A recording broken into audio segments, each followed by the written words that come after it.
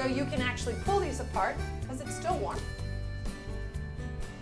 and make different shapes, make little shelves out of it that would be coming off of the side of your cake. Mm-hmm. Under the Sea has all of these different layers. If you really want to have great photos, Google underwater diving.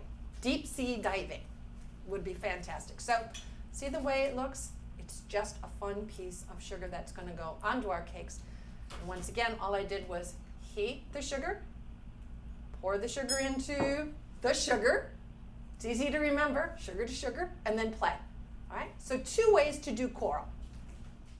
Any questions coming up on any of that? No, we're just amazed. I'm amazed. Good looking wow. stuff. Is everybody awake? Yeah. Oh, okay. I'm hoping that they're awake and they've had coffee and stuff, or you know. Yeah. No, we're just amazed that you can heat Isomalt in a microwave. In a microwave, yeah. You have Isomalt that's a crystal form as well, but you have to cook it down, and that's what we found that a lot of people were afraid of, that whole cooking process and getting it to that precise temp, and then there was the whole shocking it so that it stopped its cooking process. And so this is a no-brainer. This is put it in a cup, put it in the microwave, and do what you would like to with it. Yeah. So I've got one more that I want to show you. And so I've heated my Isomalt again. I'm going to wait for it to cool just a little bit, and I'm going to pour it down in here. And I poured it into just the center here. See it just in the center laying there? All of its bubbles, and I'm just going to start to cover that. And I don't want to move that one around to stretch it out. I actually want to keep it in a nice little confined area. Because I'm going to take it and turn it into one of these for you, which is another little plant that lives under the sea.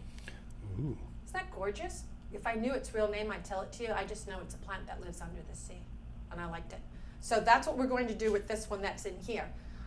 And all we're going to do is just make sure, I can't grab that yet because it is still very warm, but we just play with it, keep moving it around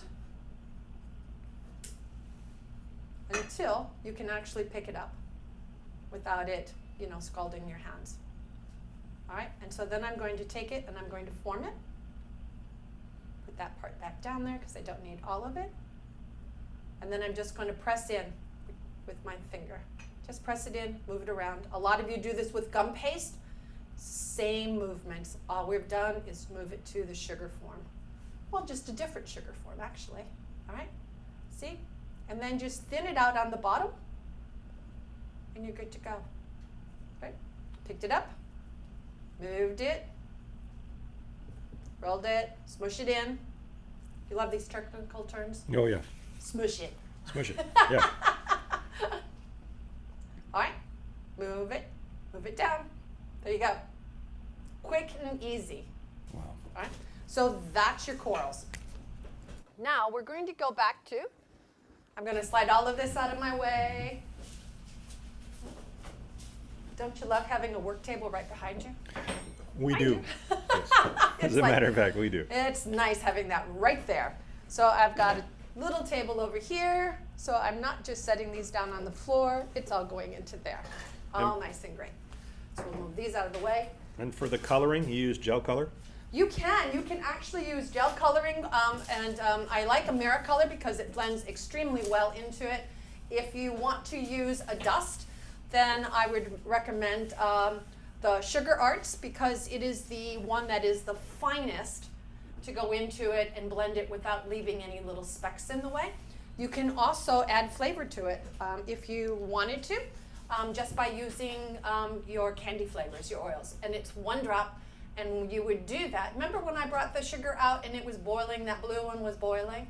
You would wait for that to dissipate until it was nice and settled, bubbles gone, and then you would add 1 drop of your coloring, 1 drop of your flavor, and mix it. And as you're mixing it, it's going to kind of pop and fizz at you a little bit, and it's all right. That's just the moisture in it burning off, and we actually need that. We don't want to add any more moisture to our Isomalt. And that's all there is to coloring it. It's like no-brainers, folks. It's the simplest thing to be using.